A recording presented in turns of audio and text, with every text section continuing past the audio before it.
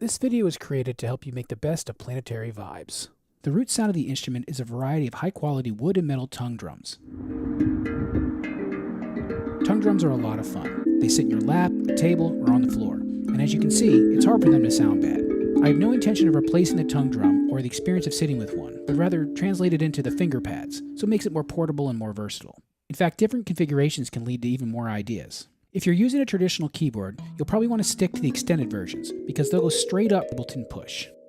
First, I'm going to go over some of the basic parameters. For this demonstration, I'm used the mini 8" by 5" pentatonic. What's really cool about tongue drums is every maker sets them up differently.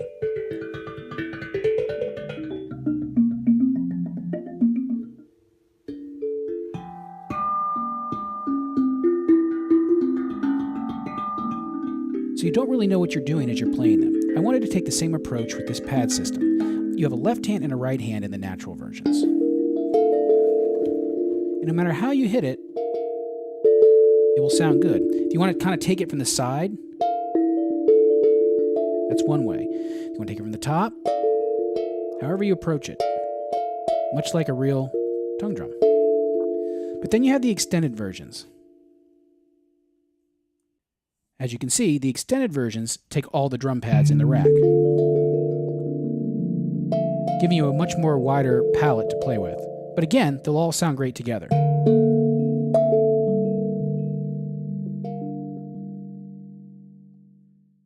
Let's go over some of the features of this instrument. The chord bank is one of my favorite parts of this instrument because it allows you to do things that you couldn't really do on a tongue drum unless you had like multiple mallets in the same hands. So what it does is if I hit a note and turn up any of these knobs, with the exception of velocity impact, we'll come to that in a minute, Lullaby will turn up and start making a chord for you. The more you turn it up, the louder the chord around the note you're hitting will be.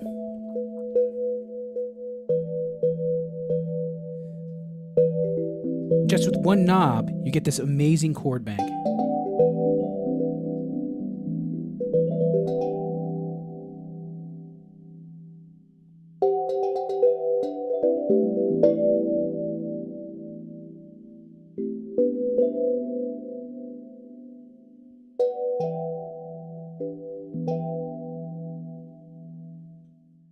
Velocity impact can be really useful. Sometimes when you're playing this, you can get really into it and start pounding on the drums. And you can get that big clank. If you turn down velocity impact, you can hit it just as hard as you want, but you won't get to the full velocity.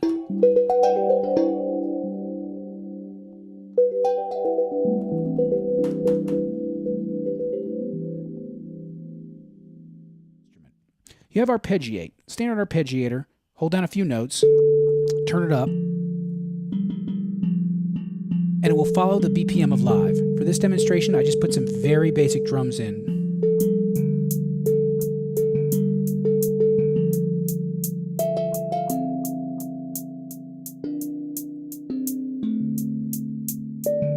Put some stereo spread on it to widen it out. And some flutter BPM, which is a tremolo that is synchronized to the BPM of live.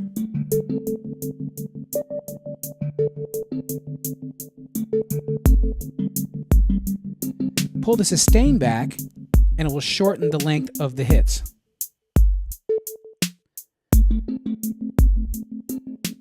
The other way around, shorten the attack, and you'll start to get more of an organ feel. But these are just suggestions.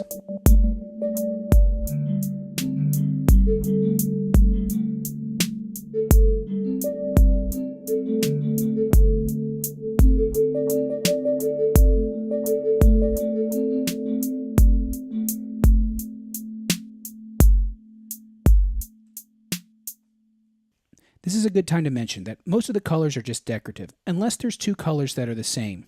If there's two colors the same, that means the knobs are in the same quote family. Attack, sustain, low filter, high filter. That's all it means. Width can be a lot of fun. It's a panner, but not just left and right. It will take every other note and pan them left and right. Stronger and stronger left and right, the harder you get. And then when you flip it the other way, it reverses them. Pitch is exactly what it says it is. Pitch, it will go up 2 octaves.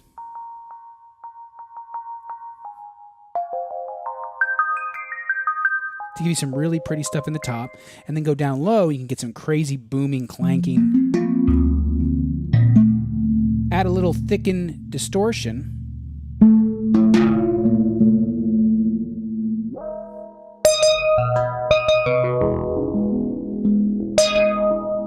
For that thick, aggressive tone. And the thicken distortion will sound different on every drum. The juice area is where you have some more fun tools to help you make some crazy cool sounds. That's weird is just weird. But for the atonal type ambient, it will give you a lot of ideas.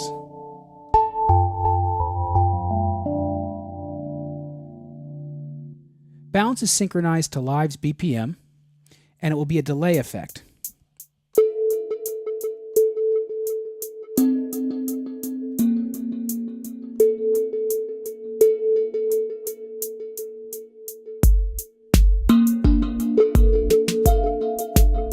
You probably guessed that verb is reverb. More you turn it, more you get.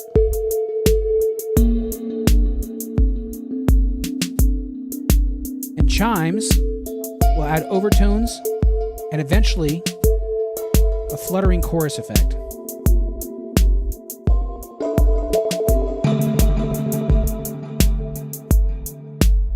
Being a little more gentle with all of them can give you some really pretty sounds just with these three knobs.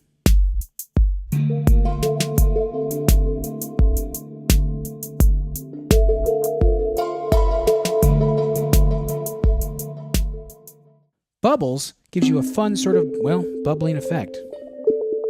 Combine it with reverb, maybe a little bounce, and a bit of chimes, you get some fun stuff. Low res will give some 8-bit low res effects in there. Like all the knobs, the more you turn it, the more you get.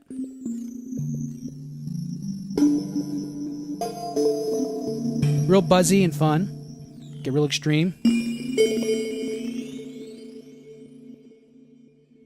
Low filter and high filter, pretty standard.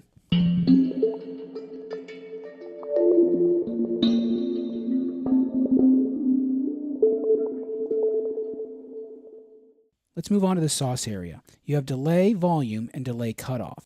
Delay volume turns up the synchronized delays. The delays obviously are synchronized to Live's BPM. I'll put the drums on to demonstrate that real quickly here. So I'm just going to play some notes in. But the cutoff is a high cutoff. So if you want to really hear the drums sort of clank away, and then you can turn the BPM up, and it will all follow.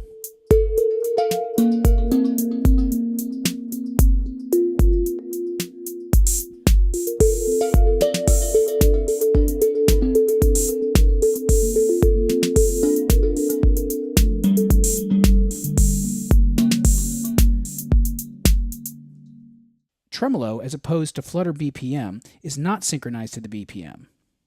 So the more you turn it up, the faster it will go. Liquid dry soak just puts it into a bath of reverb, but you don't really hear the attack, and it will hold it forever.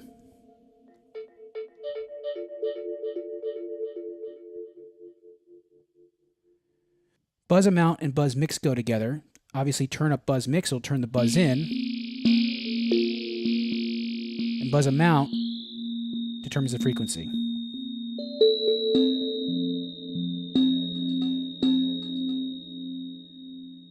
Laser gives a neat laser effect.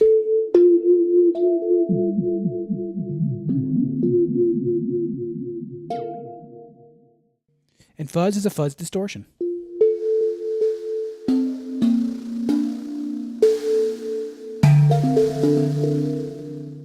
Let's move on to electrify.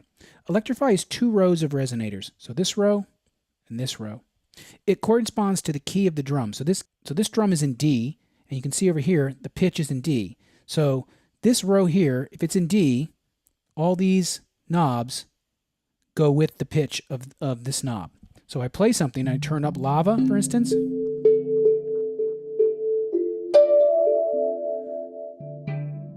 And I move this. This can lead to some really fun effects. So now we have an A3 resonator with a D drum.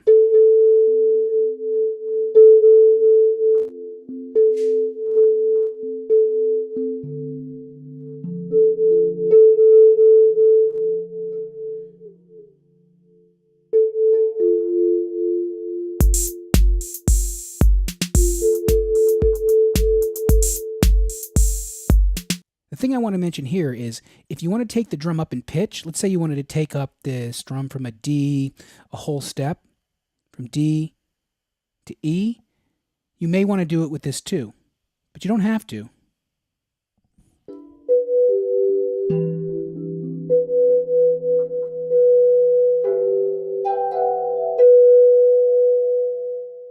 Changing the resonator here away from the original key of the drum can get you some really interesting tones, especially when you're just sort of playing around with it.